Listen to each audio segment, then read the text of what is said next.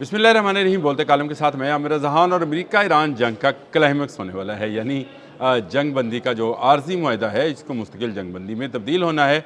और उसके लिए भी इस्लामाबाद में ही जो है दूसरा दौर जो मुज़ाकरात का है वो किया जाएगा, जिसमें डोनाल्ड ट्रंप भी आ सकते हैं। ट्रम्पेट्स बज रहे हैं, आपको पता है फ़ौजी बाजे को ट्रम्पेट्स कहते हैं।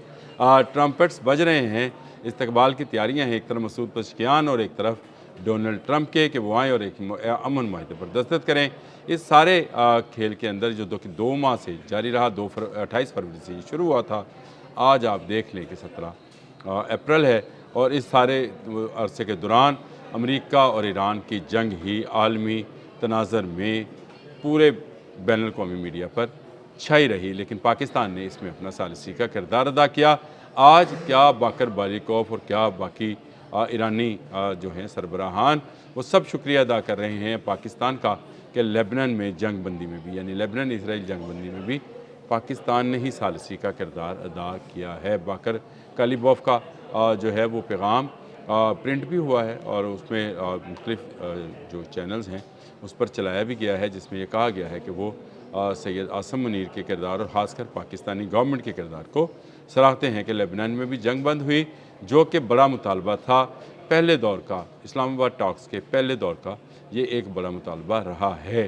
दूसरी जानब डोनाल्ड ट्रंप बड़े खुश हैं और एक दोस्त ने एक ट्वीट भेजा है जिसमें उन्होंने कहा कि डोनाल्ड ट्रंप इतने एक्साइटेड हैं पाकिस्तान के बारे में, तो मुझे लगता है कि शायद वो सलवार कमीज़ पहनकर अगली मीडिया कॉन्फ्रेंस करेंगे। पहले से बहुत सारी मीम चल रही थी, उसमें आज जुम्मे के रोज़ जो है ये सुबह सुबह ट्वीट देखने को मिला तो दिल खुश हुआ कि पाकिस्तान को अल्लाह पाक ने वो इज़्ज़त, वो मुकाम दिया है जिसकी ख्वाहिश हर पाकिस्तानी, हर मुहिब्बुल वतन पाकिस्तानी जो है, मैं वो जो बाहर चंद यूट्यूबर्स बैठे हैं उनकी बात नहीं कर रहा, हर मुहिब्बुल वतन पाकिस्तानी जो है इस बात की ख्वाहिश किया करता था कि पाकिस्तान को अल्लाह पाक वो मुकाम दे जो कि दुनिया में किसी और मुल्क के पास ना हो। और अल्लाह पाक ने ये मौका दे दिया है कि जहाँ एक वक्त कि जब हमारा एक वज़ीर आज़म डोनाल्ड ट्रंप से मुलाकात करके वापस आकर कहता था कि मैंने दोबारा से वर्ल्ड कप जीत लिया है, और कुजा ये वक्त कि डोनाल्ड ट्रंप खुद चल कर आने की ख्वाहिश का इजहार कर रहा है कि वो पाकिस्तान आए। तो मेरे नौजवानों, ये होती है ग्रीन पासपोर्ट की इज़्ज़त। इस वक्त इस्लामाबाद में तैयारियां जारी हैं, कहा जा रहा है कि वहाँ पर जो बस अड्डे हैं, लारी अड्डे हैं, उनको बंद कर दिया गया है, एक SOP जारी कर दिया गया है, कुछ एक्स्ट्रा फोर्सेस जो हैं उनको भी पंजाब से बुलाया गया है ताकि वहाँ पर जो है सर्वेलेंस और इस तरह के मामलात को देखा जाए। मैंने कल आपसे जब बात की थी, मैंने आपसे कहा था कि 48 घंटे बहुत अहम हैं और इसमें कौन आएगा इस्लामाबाद में, क्या डोनाल्ड ट्रंप आते हैं तो फिर मुश्तबा खान नहीं आएंगे, नहीं मसूद पज़ेश्कियान आएंगे, गवर्नमेंट टू गवर्नमेंट ये एक माहिदा हो सकता है। और हो सकता है कि डोनाल्ड ट्रंप ऐन वक्त पर यू टर्न ले लें और यू टर्न लेकर ना आए। माहिदा तो होगा, नहीं आएंगे तो ये एक यू टर्न हो सकता है कि वो किसी और को इस माहिदे के लिए, शायद JD वेंस को दोबारा भेज दें। लेकिन ज़्यादा इम्कान जिस तरह की तैयारी इस्लामाबाद में इस वक्त देखी जा रही है वो डोनाल्ड ट्रंप के आने की है। 2006 में जॉर्ज W बुश कुछ देर के लिए, चंद घंटों के लिए इस्लामाबाद उतरे थे, मुशर्रफ साहब का दौर था। उस दौर के बाद आज 20 साल के बाद एक और सदर ने पाकिस्तान आने की ख्वाहिश का इज़हार किया है, लेकिन ये ट्रूली और प्योरली जो है अमेरिका के मफाद में है कि वो पाकिस्तान आए।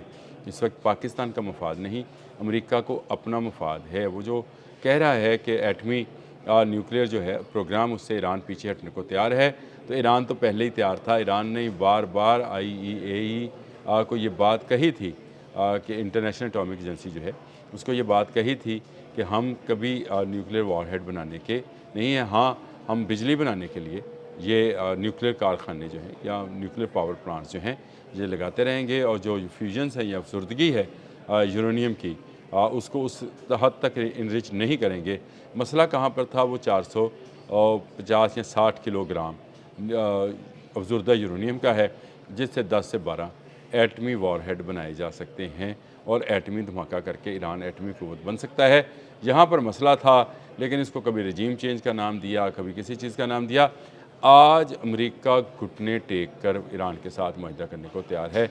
अगर देखा जाए और समझा जाए तो ये बात बिल्कुल सही है कि मुज़ाकरात ईरान की मर्ज़ी पर है, ईरान हाँ कहे तो हाँ, ना कहे तो ना, इस तरफ से हाँ ही है। यानी डोनाल्ड ट्रंप की जानिब से इन मुज़ाकरात के लिए अब हाँ हो चुकी है और इस पर जो है नए आने वाले मुज़ाकरात होंगे। लेबनान का एक मसला था, इज़राइल माना नहीं था, वो भी मान लिया गया और डोनाल्ड ट्रंप का ये बयान भी सामने आ गया कि लेबनान की गवर्नमेंट और जो इज़राइली गवर्नमेंट है वो वाशिंगटन में आकर मुआहदा कर सकते हैं। देखें और इसमें भी जो सालिसी है वो पाकिस्तान ने ही की है।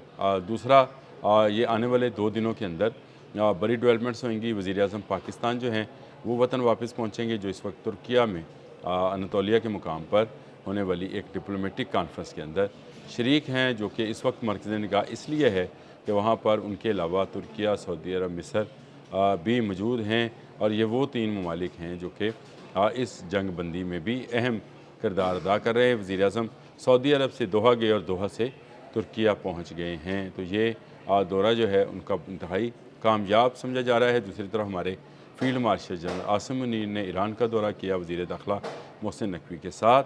वो ईरान में मौजूद रहे और ईरान में मुख्तलिफ सरबराहान से, जिनमें मसूद पशकियान भी शामिल हैं, फिर वहाँ के इंटेलिजेंस चीफ के साथ भी उनकी मुलाकात तय थी। इस दौर में जब ईरान की जानब कोई जाने को तैयार नहीं था, फील्ड मार्शल का अपने जहाज़ पर जाना, मैं ये समझता हूँ कि ये एक बड़ा ज़रूरतमंदाना फ़ैसला है और इस फ़ैसले से एक पैगाम तो कम से कम पूरी दुनिया में पहुँच गया कि हम डरते वरते किसी से नहीं हैं। कुछ लोग सिर्फ ज़ुबानी कहा करते थे, अमलन किसी ने करके दिखाया तो वो फील्ड मार्शल आसिम मुनीर है कि वो किसी से डरते नहीं हैं। मासवाए अल्लाह की ज़ात से हाफ़िज़ कुरान हैं, इसीलिए शायद उनमें इतनी जुर्रत और ताकत है कि वो दुनिया की किसी फ़ोर्स का मुकाबला कर सकते हैं।